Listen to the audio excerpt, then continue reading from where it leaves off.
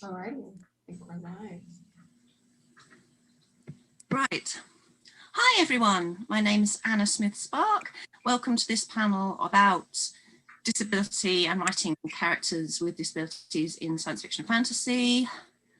I'm the author of the Empires of Dust trilogy from Harper Voyager in the UK, Orbit in the US, The Court of Broken Knives, The Tower of Living and Dying, The House of Sacrifice. And I'm also frantically promoting this book, Lost Gods. I have a story in because it's just launched in lockdown, so no one can buy it. And most importantly, for the purposes of this panel, I am Asperger's syndrome, dyslexic, dyspraxic. I have long-term mental health issues and I have fatigue issues, which may or may not come from my dyspraxia or may just come from me also having fatigue issues on top of everything else. I'm celiac as well. I just, yeah, God laughed. But, it's really interesting to kind of listen, try and think about, I was saying to the other, so the panelists just before this began, what really inspired me to want to talk about things like this panel was doing a writing fighting panel a couple of years ago, where literally everyone else on the panel was like black belt in martial arts, or kind of one guy, he's a lovely guy, but he had actually represented his country in Hinze, which is medieval, basically sword fighting. And everyone, they were also doing the panel talking about, you know, how helpful it is to have that kind of experience. And I was just thinking like, whoa, wait, if I'd heard that when I was just starting out, you know, as someone who, I can't drive, I'm so malcoordinated. You know, I'd just be like, oh my God, if I need to be able to, you know, actually hit someone, actually like basically train to be able to kill someone with a sword, just to write about killing someone with a sword, then there's just no point. So I wanted to have this a panel like this to really talk about writing differently able characters, making our books much more inclusive and representative. And I want it to be quite positive. It's really quite, it's so easy. And I've done so many panels talking about how incredibly badly disabilities are represented, the kind of classic, well, I sort of naming no names, but the book in which a teenage character has, I think he's missing 2 fingers on his left hand.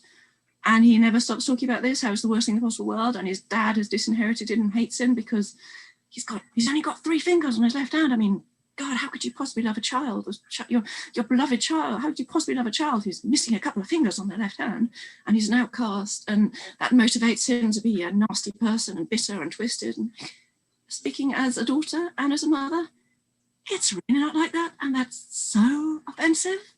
So it'd be really good to talk about kind of the positive side rather than the offensive and negative side. So I shall now leave it to our wonderful panel to introduce themselves. And once they've introduced themselves, I'm going to go around asking them all to give a really positive example of a character with disabilities or physical impairments or health conditions in a book, so we can have a little resource for some good books rather than some bad books. So, Eli, if you want to go first. Yes, so my name is Eli Hinze. I am the author of the Queen of Shades series. And as for my own disabilities, I have long-term mental health issues, fatigue issues, and I also have a genetic condition wherein my joints and ligaments just don't hold together, which I do have martial arts experience. I'm a black belt. So if you would like to know the impact of that on fighting, I can definitely talk about that. And that is essentially where my experience lies. And Tyrean? Hi, yeah, I'm Tyrean Martinson, and I am the author of the Champion trilogy and the Rayatana series, which is a science fiction series. And I actually also wrote a one-off novel for a YouTube series. It was called AIDF by C, about a young woman with diabetes, but she actually also somehow gains a superpower and she can smell the paranormal. So that was kind of an interesting side bit that I was asked to do for a friend. And let's see. We had talked about martial arts experience and things like that right before we started. And I have a little bit of fencing experience, but certainly not to the level of being really competitive. I've always had eye-hand coordination issues. What am I trying to say? I have Hashimoto's disease, Meniere's disease, and I've had a ton of health issues over my whole life, like 17 different surgeries and that sort of thing. So I struggle with fatigue and depression, and some of that's, well, most of it's from the Hashimoto's disease. So. And finally, Dianna. You disappeared. Uh-oh. Oh. Just dropped off. Ooh. Okay, we're down a panelist. Might be just trying to reconnect, hopefully. Yeah, she may be just be trying to. Either we've said something. Right, either we've said something so terrible somehow that Hope not. she's left, or she's having connection issues. Okay, God, moderator panic. This is the one thing about doing virtual cons. It all seems terribly easy until something like I've never had this before, where a moderator or a panelist has just disappeared just before they're supposed to introduce themselves.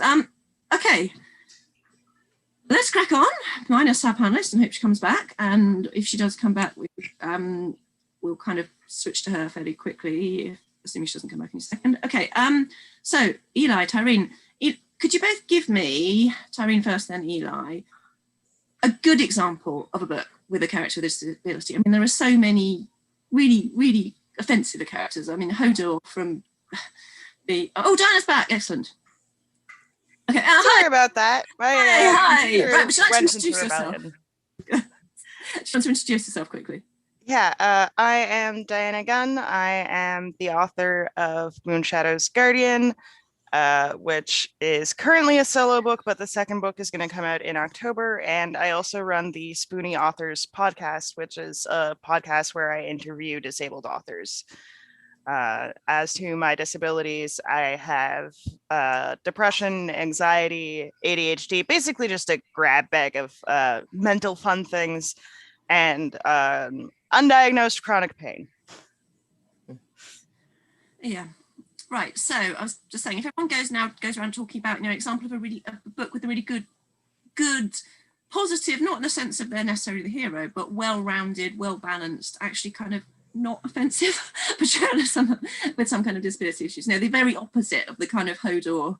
He's literally a wheelchair kind of character in the Game of Thrones, which is such a kind of depressing portrait of someone who's he's just facilitating someone else's mobility issues by literally being their chair. So Eli, if you'd like to start.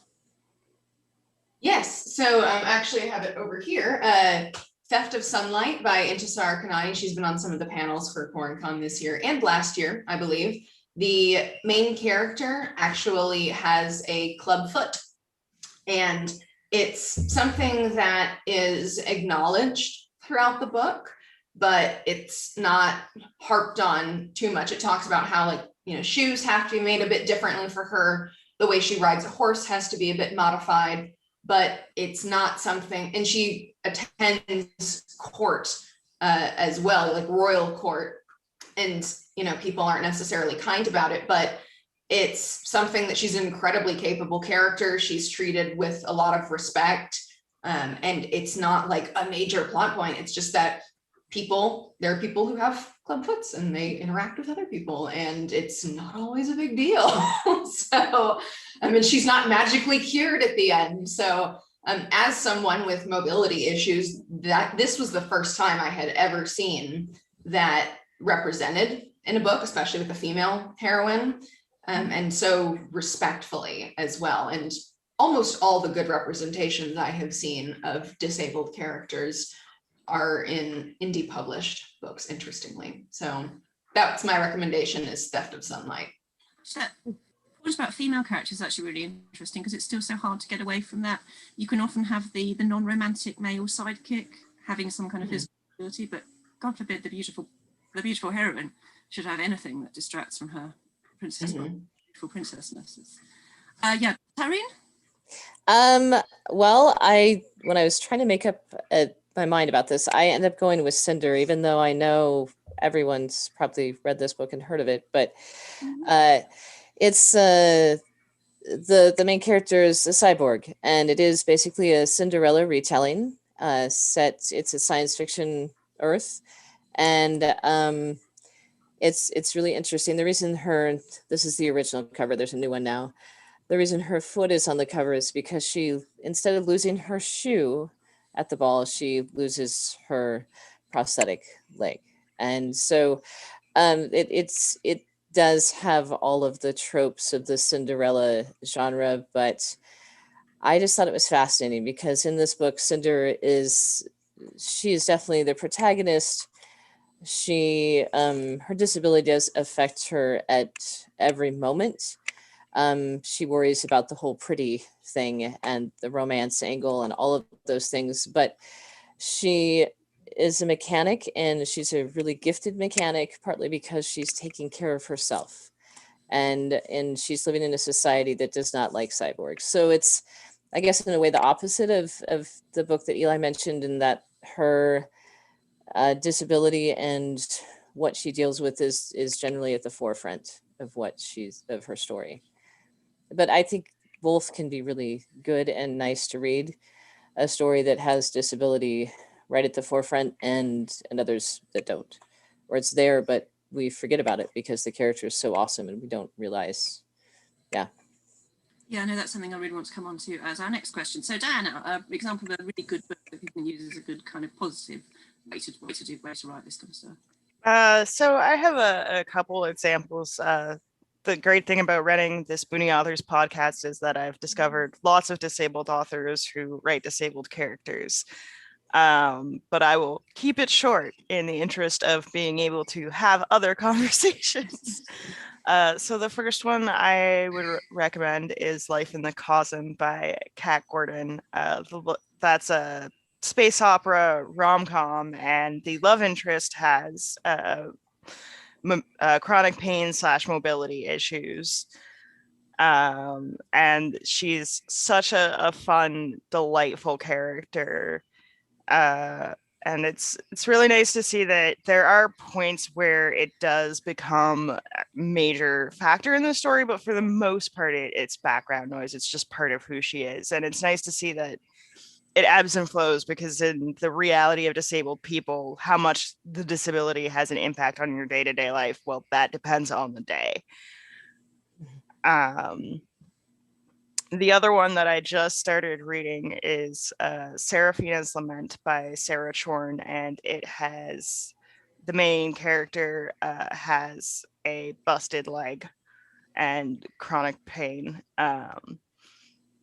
That is a very, very dark book, though. It is not for the faint of heart. I am 30 pages in, and I can already tell you, if you are easily triggered, do not read this book. But it is a very good book that depicts chronic pain very well. Yeah, Sarah was actually supposed to be on this panel, but unfortunately she hasn't been able to, so, which is the shame. It would have been interesting to talk about. But Dianna, if you could at the end maybe put in your blog site on the put in your work sort of with your blog site on the comment so that everyone can see, because that does send out a thing, and that'd be really, really nice to have some access to that. So, okay, going on from some books which are interesting, positive reads.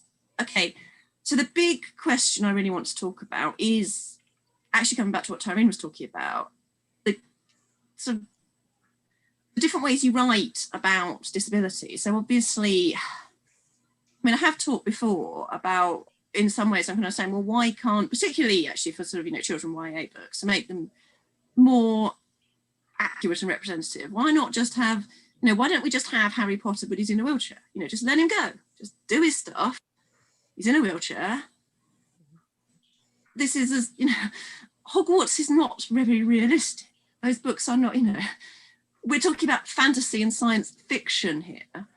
We don't, yes, of course, obviously, someone in a wheelchair has daily issues around access to the kind of casual, the party's upstairs in the room upstairs. Didn't anyone tell you? The whole classic, well, yeah, we've got one accessible toilet. Oh, it's blocked at the moment, sorry. And that sort of, but we don't expect that kind of level of realism in most books. Whether or not there is suitable toilet access for Aragorn, Legolas, Frodo, etc., is never mentioned in the Lord of the Rings. We don't usually have, James Bond never has the kind of, oh God, the lift's buggered kind of, we don't expect that for entirely able-bodied characters. We just kind of suspend our belief, our sort of total disbelief that at some point these guys are going to get hungry, they're going to need a wee, they're going to need some downtime, they've been punched in the face, so maybe they're going to recover. But we somehow seem to expect, the first question you ask about is, well, what if the disabled lift is broken? Well, what about toilet access? Well, it's a big thing, it has to be a big thing. And someone's going to say, well, I don't see why it should be a big thing.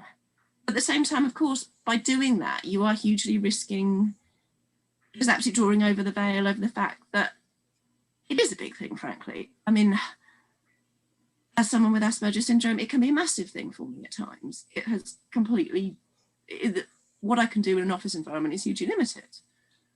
And I can't deny it's not something that is a huge problem for me in so many ways of my life. So to ally that, just to say, oh, well, my main character has Asperger's and they might have some interesting character traits, but we're going to ignore that, does ignore a huge experience of my own experience and does risk sort of suggesting that everything's sweetness and light when it really isn't. So it'd be really interesting to hear everyone's thoughts about how you balance those kind of different ways of, on the one hand, saying it's perfectly normal to be disabled. It's a thing a lot of people live with. And actually, we cope. Eli's a martial art. Two people on this panel have talked about being involved in martial arts, despite the fact they are disabled. And, it's actually much more normal than you think. But at the same time, how do you not make that too kind of sugar-coated to just disguise the fact that it does pretty much suck often, having any kind of disability or impairment in an ableist world? So, Dianna, go. This is a difficult one to think of in my own worlds, really, because I tend to focus, I don't have major physically disabled characters. I have every character, if you can point at a character in my books, they will have a mental illness, and I can tell you which one that particular character has. But I like to write characters who are very physically able because I'm living vicariously through them. Oh no, my dragon. We have a dragon down situation, everyone. So really, it's I think the thing that is evident in my stories is that there is no real formal support for that, in very much the way that, I mean, technically in our world we have mental health care, but it in a lot of places it's still a technicality and it's very inaccessible, and what is accessible is not very good.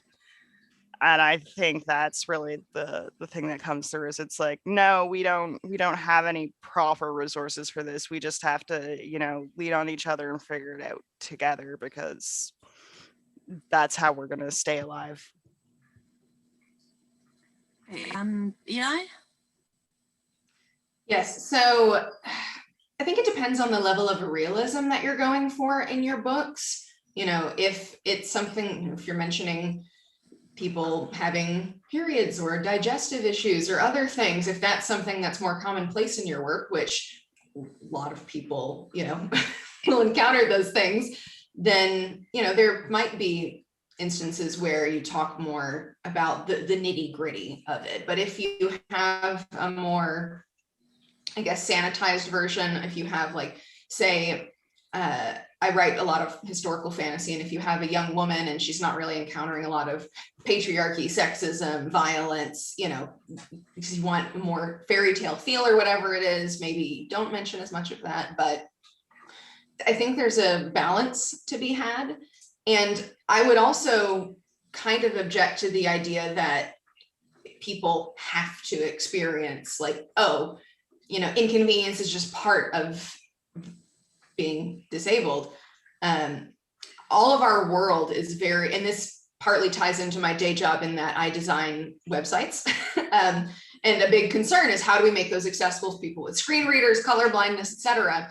And everything in our world is designed for people. There's nothing natural about a building with heavy doors. There's nothing natural about stairs. We just chose that technology because it was the cheapest and, the easiest for us. But there's no reason that there couldn't be lifts or, more swinging doors or no doors at all. So, in a fantasy world, especially where we're talking about a different culture and, there are different ways people approach disease, in some cultures, epilepsy is seen as, I kind of hate to say this, but like a really neat thing, because it's like, oh, wow, you might have spiritual powers, or so not in all cultures is there this idea that disability is really demonized. Obviously in culture I grew up, it kind of was, and I'm sure that most of us grew up in, but, especially if you're constructing a fantasy world, I would challenge the idea that there has to be a level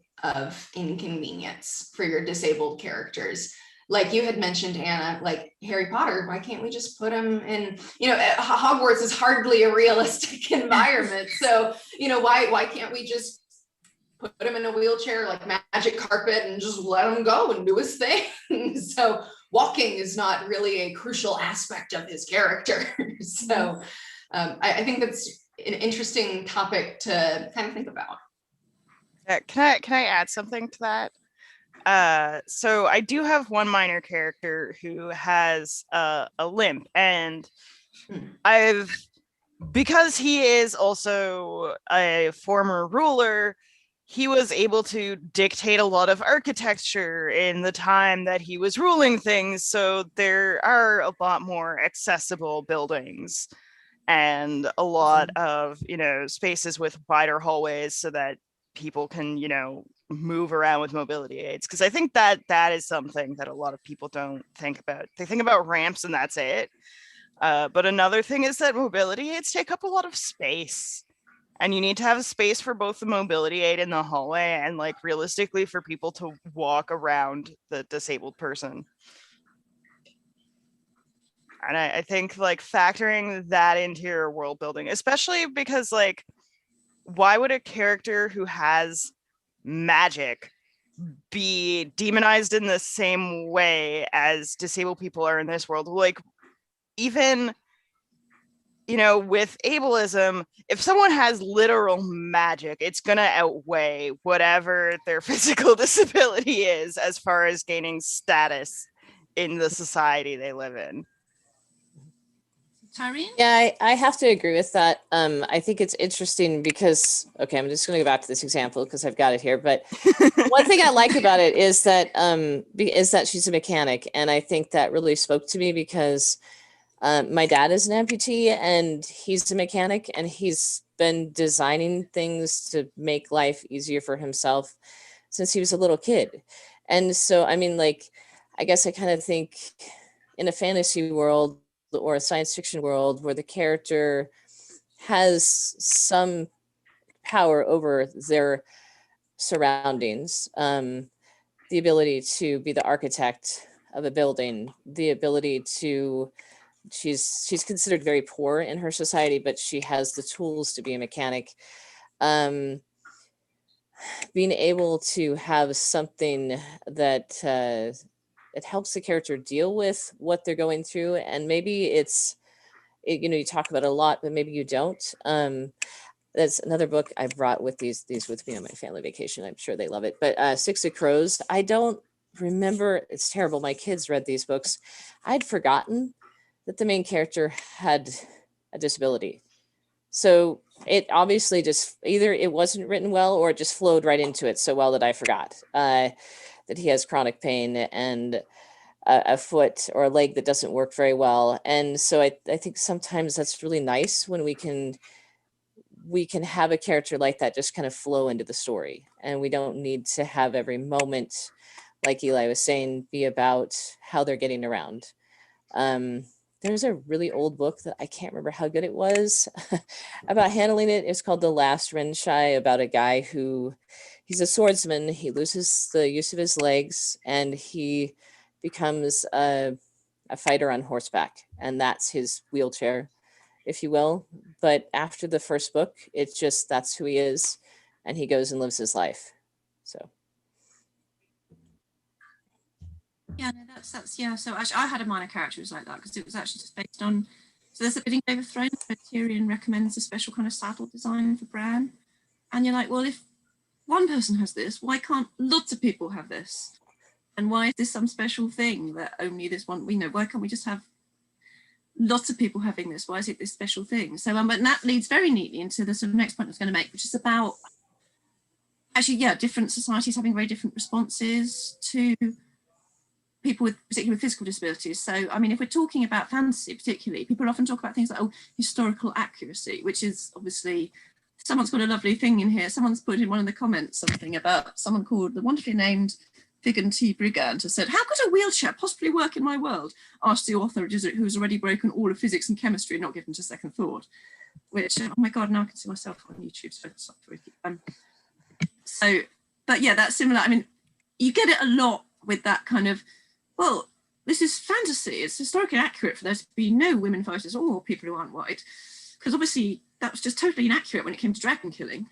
But actually, the interesting thing, of course, about if you are talking historically, before modern medicine, particularly in a more kind of violent society, you'd have had a lot more people with some measure of mobility impairment. You'd had a lot more people with some measure of chronic pain brought on by injuries, or indeed by kind of chronic illness.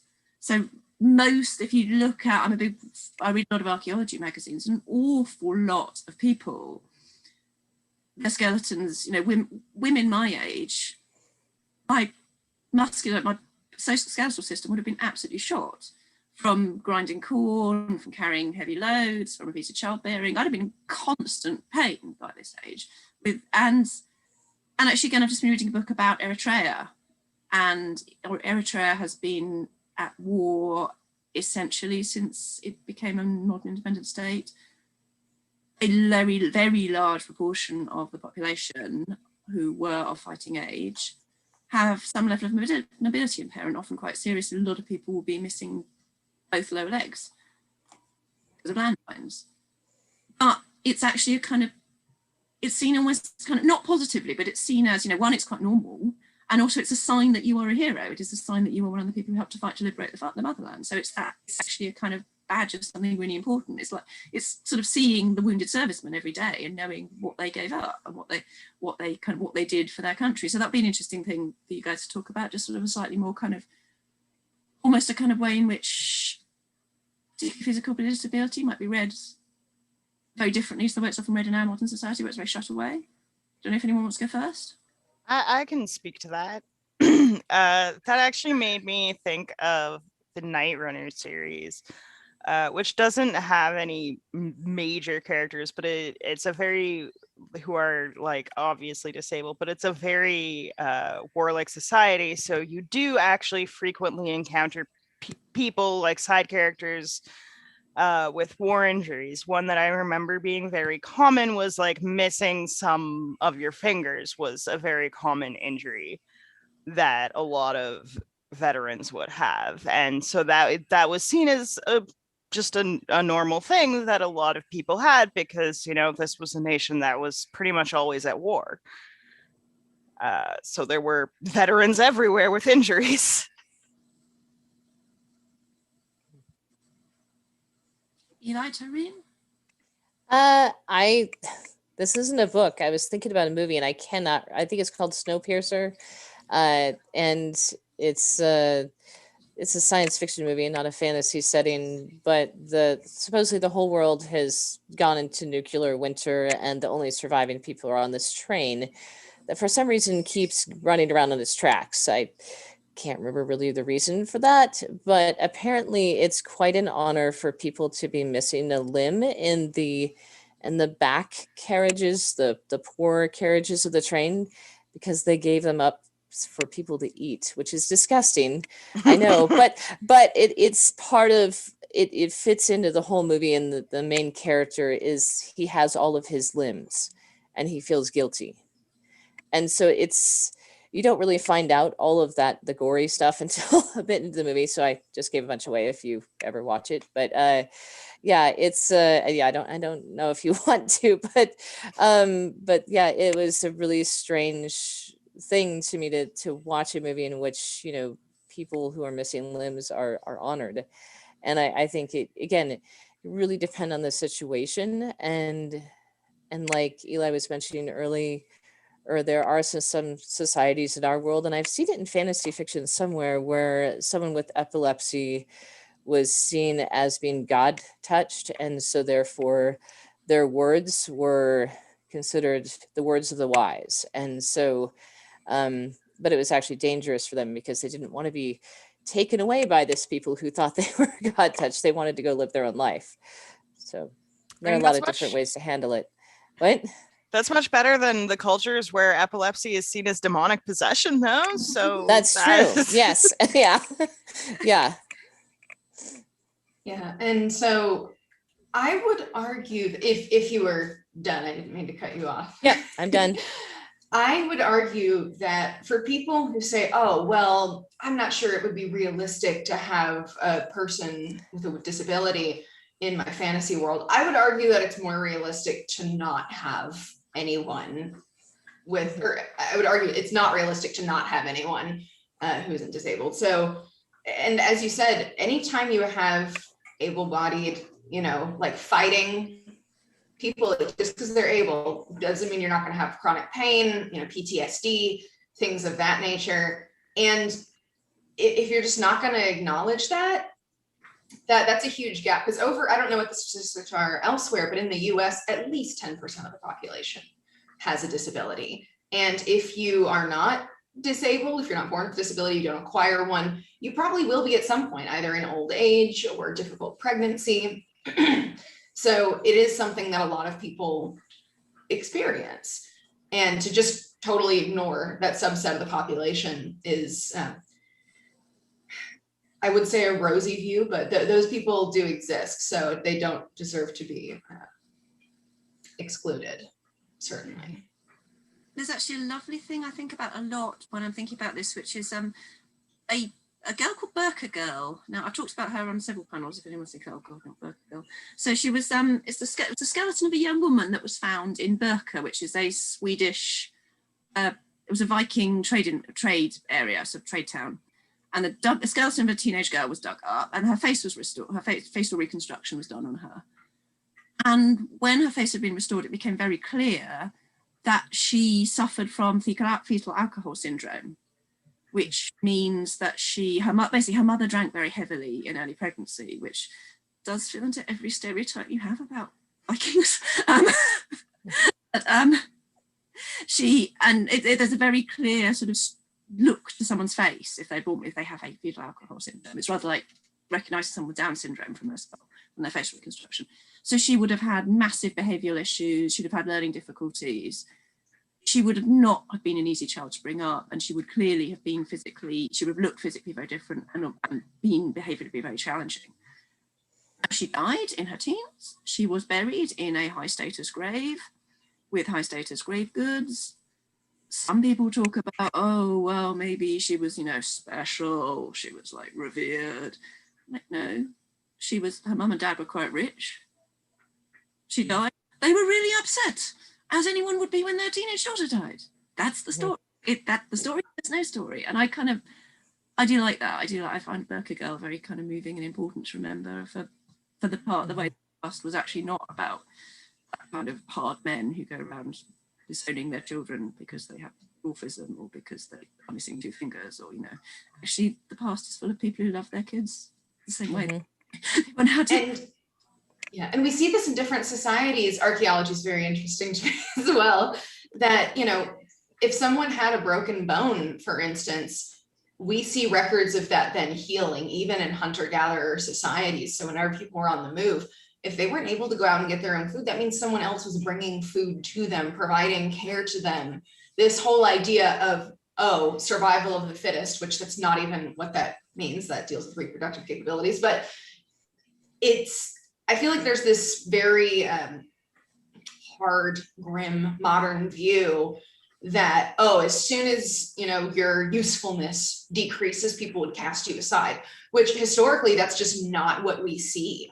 Even in one of my areas of interest is ancient Mesopotamia. That's where my books take place. We see records of doctors who would provide services for free for people who either couldn't afford it or who were very disabled. We would see the town pitching together to provide someone with resources, and the temple documenting like, oh, this is the care that we're giving these people. And the idea that, oh, we're just going to throw you aside. Hospitalers in the Middle Ages, around 1100s, 1200s, would frequently take in people who were homeless, poor, disabled, and provide them with free healthcare, meals, and shelter. And the idea that, oh, as soon as your usefulness decreases, you're just like thrown aside. I understand that some people are like, oh, we want it to be realistic. But again, if you're excluding these people, it's not really realistic if you're looking at the majority of history. Yeah, if it's okay, I want to speak to that a little bit.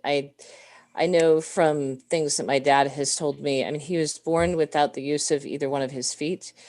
They did a number of experimental things to try to help him. They even broke the bones on his feet. It was kind of awful.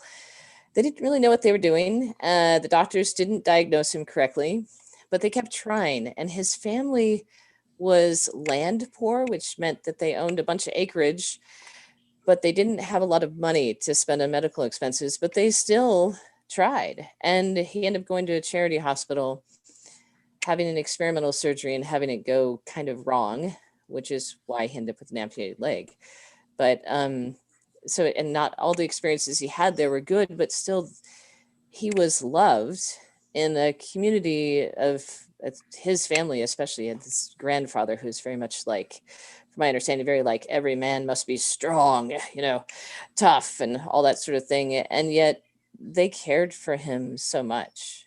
And he, you know, so I think, I know that's a fairly modern example, but I think that at any time in history, if you have a child, you're going to love them, because I don't know, I love my kids. I can't imagine ever abandoning them because they were injured. Like, that's just crazy to me. And the same with my parents. I wouldn't do it to them either. So I don't know why we think people from 100 years ago or in a historical fantasy setting would be any different than we are that way. I think it comes largely out of the human way of sensationalizing history, honestly, because yes, there are absolutely cases of disabled people being abandoned and disabled children being abandoned. But they're honestly a lot more isolated than most people realize. It wasn't a common thing. Yes, it happened, but it wasn't like, oh no, like for, you know, the first half of human history, this is just what was done. That's not how it is. Well, and I also think it's important to realize that, like we had said earlier, disability exists in the context of the environment. Mm-hmm. So, you know, people say, oh, we have such a rise in, you know, autism and ADHD and misophonia and sensory processing disorder. It's like, we live in such an incredibly, you know, sensory rich world. But, you know, whenever you were in, you know, the countryside and we're taking care of some sheep, that wasn't going to be a problem. We had a far more pastoralist life. And, you know, people who would be very single-minded in something, or who might have had sensory issues, would have been great at something like that. Or, you know, doing a repetitive task like weaving or spinning threads, or, you know, threshing wheat. So very, like, our society is not very friendly to disability in that it heightens our awareness of it a lot, and it makes it much more of a problem than it ever was. But also, I think it's important to realize that, you know, yes, like I have, you know, mobility issues partly because I was born with them, but they were made worse because of fighting and things like that. But I also think it's important to acknowledge, I have a book, it's not up here, but it's called Death of an Immortal. And the main character in that has anxiety and depression. He's like, I don't have any reason to be like this. Like, nothing bad happened. Why is this happening? Like, I'm upset that I have to take SSRIs. And there are a lot of people who feel like they need a reason to be like this, when in reality, it's just something that happens to people. So I think it's just as important to show, like, yes, you can have these things happen as a consequence of war, physical trauma, but also some people are just born with these things, and that's also perfectly normal and perfectly okay. So I'm going to turn it over to audience chat, to audience questions shortly. So audience, please think up any questions and begin to put the chat. But the last thing I want to talk about is, I guess, the really biggie, which is particularly for our genre, which is not realist, whether you're talking about science fiction, which obviously science, technology, or you're talking about fantasy, obviously magic. The whole notion of how far enabling people with either magic or tech is curing them, and how problematic that is. So that kind of notion of, I mean, I sort of talk about, you know, if you have sort of thinking about someone who is extremely severe, has very severe physical disabilities, which means they have extremely limited physical mobility, perhaps very limited speech capabilities. They have amazing telekinetic powers in a science fiction novel, or they have they're incredible, they're a very powerful mage in a fantasy novel, which means that they can, it doesn't matter. They can sort of be in some kind of contraption, blasting the dragon through with thought, or zapping the aliens with their amazing psi powers. But how much is that? And in some ways you think that, God, that's so cool. On the other hand, you think, well, how much is that just essentially curing that person, just giving them, things like, is Georgie LaForge's visor curing blindness?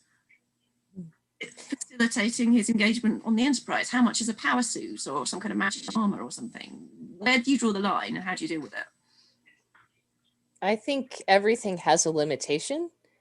I hope it's okay if I speak first. I think course, everything yes. has a limitation. If I remember Georgie LaForge's visor, it's like he saw things differently, not exactly the same as everyone else did. And I think of, like, if you had a power suit, I always think, well, it's probably going to break down at some point. I mean, not everything works perfectly all the time. And even with the magic system, there are always limits, usually anyway. There's some sort of limitation on how someone uses their power in a fantasy novel. So I guess I feel like we don't want to cure it to the extent of making it not important at all to the character, but I think I don't know, maybe it's different for everyone, but I think having there be some limitation on the cure is helpful, so that way it's still there, if that makes any sense. And not like a certain Portal fantasy I read where the extremely disabled young man who couldn't walk he transported to a fantasy world, and all of a sudden he was like super athlete, which, I mean, that's kind of a cool fantasy, but at the same time it was like, well then why did we even start with him where he was at? It was strange. So I won't name that book.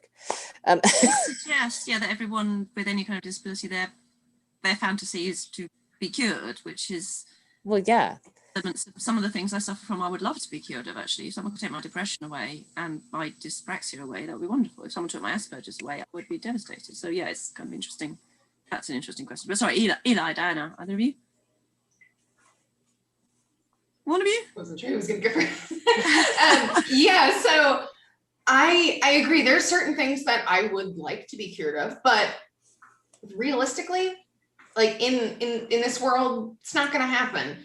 And I feel like to consistently show disabled characters as being cured, it's like, that's cool for them, but for people who are never going to experience that, we would like to see that, oh yeah, we can still like exist in these worlds and it's not seen as something that needs to be scrubbed away.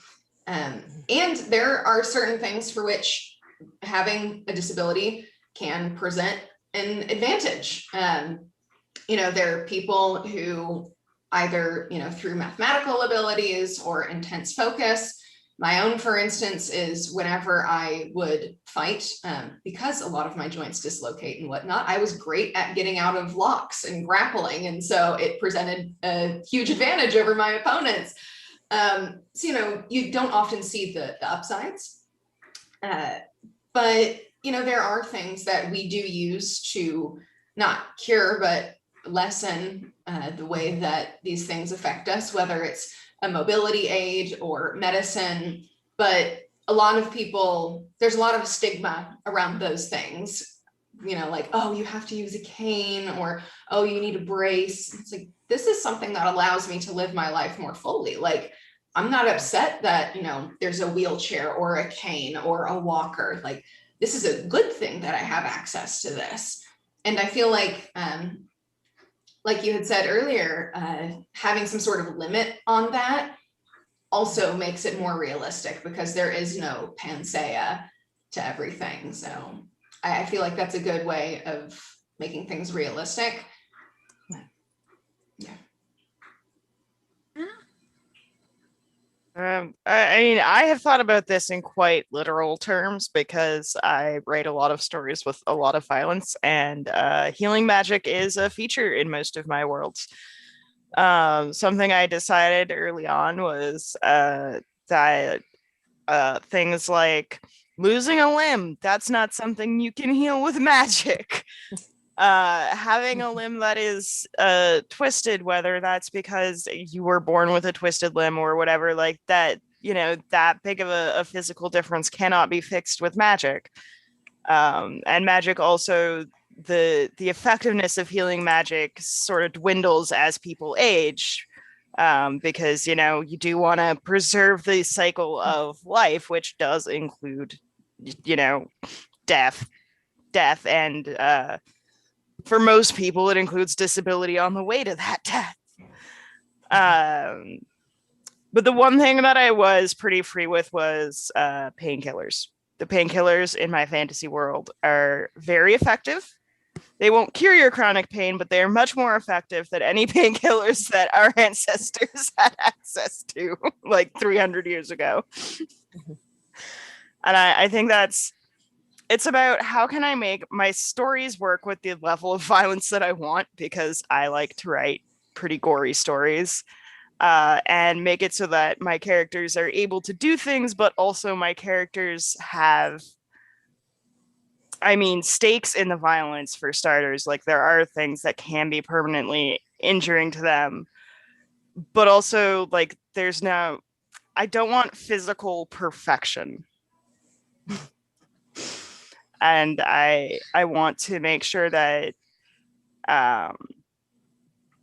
characters do have things that impact their lives about their body, if that makes sense.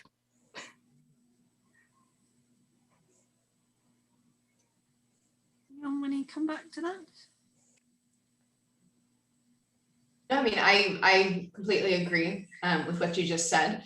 And I also think that it would be useful if people expanded their idea of what disability looks like. It doesn't always have to be someone in a wheelchair. I mean, wheelchairs are great and there's, you know, people who use them, but also, you know, the less visible disabilities, the things that, you know, are a minor inconvenience, but still do inconvenience people. You know, they're between diabetes, epilepsy, different mental illnesses, etc. There's, I feel like, a lot more disabled individuals in our society than a lot of people realize, because they have a very narrow definition of what that means. Or they'll think, I can't tell you how many people have told me, like, oh, you're not really disabled, like you can still walk. I'm like, is that your is that your cutoff? Is that your firm line in the sand? So I think that it'd be useful for people to see how wide the disability umbrella is. Yeah, I agree. I know with my Meniere's disease, I get really bad vertigo sometimes, and like just being on the computer is like not going to happen. And that's not even, I mean, I have a hard time walking when I have vertigo, so I guess I would fit the walking part then, but yeah, no, I think there are a lot of things that people don't see at all. One of my cousins has a disabled parking pass, and she's had people harass her when she's gotten out of her car, and I'm like, but just because you can't see it doesn't mean it's not there. And yeah, there's just so many kind of invisible disabilities that are hidden, I guess you could say. We look normal, but it's not always that way. And I would like to see more of that in the writing world. I read a short story, and I can't even remember where it was. It was about a woman with severe depression, and she's in a fantasy setting. And somehow, because of her depression, she's able to save the entire town from a siren who's luring everyone to their deaths. So I thought that was really interesting, a way to both acknowledge the fact that there is how debilitating her depression was, and also see it as a strength in a way. And she doesn't get cured. It just is who she is throughout the whole story. So I thought that was interesting, and I'd like to see more of that. I probably should write more of that. Yeah.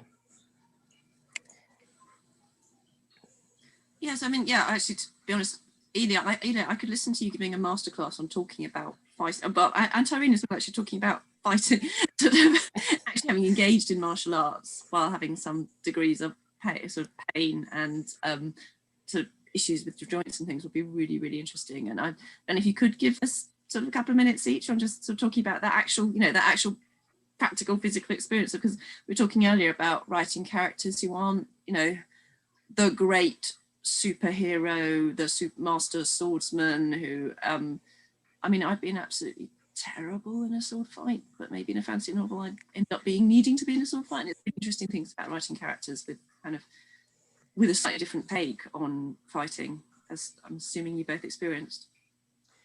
Yes, so for me, I started with martial arts whenever I was very young. I was not diagnosed with my disability yet because we did not know that. It's one of those things that it's degenerative, so it gets worse with time. I way sped up that time by engaging in a lot of very physically rough, full contact martial arts. And so I'm short. And so I had to kick a lot. And so my support leg, whenever I kick, is just busted. It's messed up. So I do have to use a cane sometimes. But, it's the thing of whenever you have so much adrenaline going in a fight, and most fights are not that long. The average samurai sword fight is like 3 seconds. So, but whenever you have that adrenaline going and whatnot, a lot of your pain falls away and you're able to turn it on briefly, but you will feel those effects very severely once you have that come down. So that's kind of some of my experience with it. And there are different martial arts that can accommodate different people. So, if like Aikido, for instance, it requires a lot less physical strength. There are some martial arts where you don't even throw kicks and punches. I mean, judo is really just grabs and throws. So I do feel like there are different ways that you can modify things for individuals. And, just because maybe you don't have use of your lower limbs or something, martial arts can still encompass things like archery, for instance, which doesn't require too much mobility, or knife throwing. So I think that there's a really wide range out there, but if someone's very derivative and they just look to what's already done, it's going to be hard to see that represented. So it is something that you'll kind of need to create or seek out resources for how to develop. Yeah, I would agree. I kind of feel like I fenced in college, saber and foil. And at that point, I mean, I'd had some surgeries and I had scoliosis, but I was pretty physically athletic at that moment in my life. And so I didn't really feel like I had a lot holding me back, although I did injure myself a few times while fencing. And that's one of the reasons I had major surgery on my left arm. And during that time, I didn't want to give up fencing. It didn't matter that I'd injured myself so badly. I had to have surgery that involved my nerves, so I could regain the use of my hand. But I still wanted to keep going. So I switched from left-handed to right-handed. I was just very determined.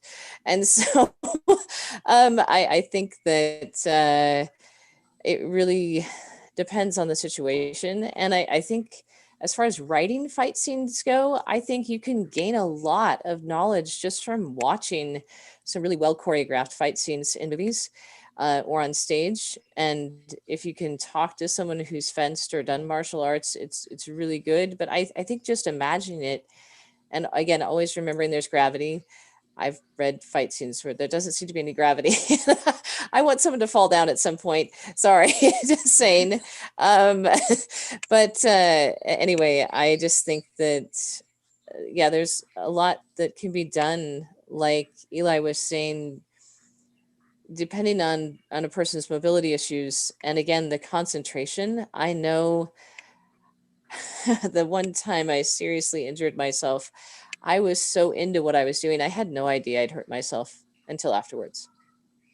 So it was just not even, the adrenaline was on full blast. And it wasn't until a few hours later that I was like, I can't open and close my fingers. And I hurt so bad that Advil was not going to help. The regular painkillers being passed out by the coaches, that wasn't going to help at all. So every experience is different though. Yeah. Conscious we've only got 5 minutes left, and we have now got some questions, which are really good questions, and going to take way more than 5 minutes to discuss. So Ansis Brown is asking, where's your stand on able-bodied writers writing disabled characters? Can it be done sensitively with appropriate research? Would you recommend they have disabled beta readers?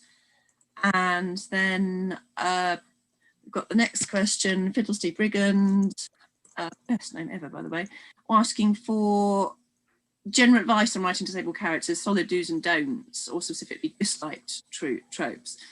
And I've also been asked to put on, someone could give the name of the book about the dyslexic character, the person with depression and the siren. The Depression and the Siren, I feel really badly. I wish I could remember where it was. It was a short story in an anthology I read, and I think it might have been in one of the Sword and Sorceress anthologies that used to be put out by Marion Zimmer Bradley. But so I know it's one of those old ones. I know it. I have it on my shelf at home somewhere, but I can't remember the title. I apologize. Fiddlesty Brigand, by the way, you've just become my favourite person ever with your reference to George in those comments. If anyone wants to read his last comment, that's just brilliant. But anyway, and does anyone want to ask you to answer those questions about beta readers and sort of sensitivity readers, and also some solid do's and don'ts? Dianna, do you want to go first? Oh, sorry, go ahead. Sorry, Eli, go. I would please write disabled characters. I can guarantee that you know someone disabled. You might not know that they are disabled, but if you know more than 10 people, statistically, you know someone who is or has been disabled. I would recommend a sensitivity reader if it's, a big, a major character, perhaps, just to ensure that you're not, being offensive or anything. I'm sure that there's no willfully malicious intent, but absolutely right. Disabled characters, and some people may be comfortable with it, some people may not be, but these people exist and deserve to see themselves represented. Just how women exist, minorities exist, people of different body shapes and religions and whatnot exist, and they deserve to be written about. If you were to only write about people who are exactly like you, that's going to be very limiting. And so I would, maybe read some blogs. There's a ton of reading out there online, a ton of groups where I'm sure that, you can be like, hey, can someone just take a look at this? And people, at least for myself, I can't speak for everyone, are wildly enthusiastic about seeing themselves represented. So I would encourage you to dabble in it. Yeah, I think as long as it's approached with a desire to be inclusive and to provide genuine representation rather than like checking off diversity boxes, abled people are completely free to write disabled characters. I would say, you might want to hesitate before you write a character with something like a really noticeable like a point of view character who is blind or something like that, because that is such a huge difference, and that is the kind of disability that impacts literally everything you do all of the time. So that I actually had a minor character go blind in one of my stories, and I've spent literal years researching what the blind experience is like, even though he's not a viewpoint character, because that is so different. And, it sucks to hear that the answer is research for 3 years before you write your book. But if you're going to write that far out of your lane, that's what you have to do to do representation properly. And then also hire sensitivity readers. I think for me, if you put yourself in that character's place, imagine that you are that person for a moment, walk around for a day in their shoes. I think that is one of the best ways to create an authentic character, but it has to be done with research, because you have to understand what a day in the life of someone with that disability really looks like. And that'd be my main thing. And please, please don't make the disabled character the villain. Or if you only have one disabled character, please don't make them the villain.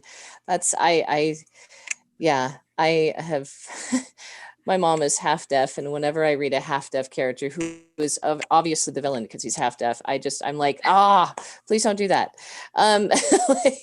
So yeah, just think about what a day in their life looks like, a whole day, from the time they wake up to the time they go to bed at night, and what a whole week might look like. What does work look like and play look like? And yeah, I think if you can put yourself in their shoes or their wheelchair or however they live, then you're going to be one step closer to writing a really good character. Probably going to be one step closer to being a better human being as well, actually. Yeah.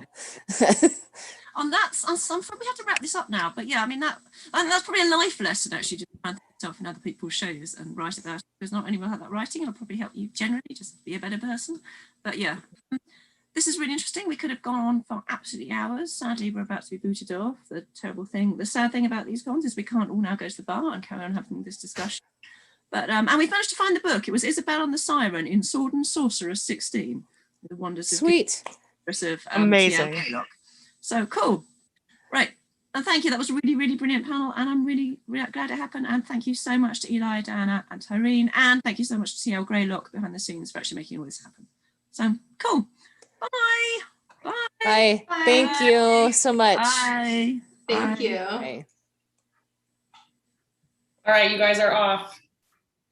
Oh, that was good. Thank you. Thank you so much. That was really good. Oh, no, Thank Diana you so dropped much. off. Thank you very much for putting this together.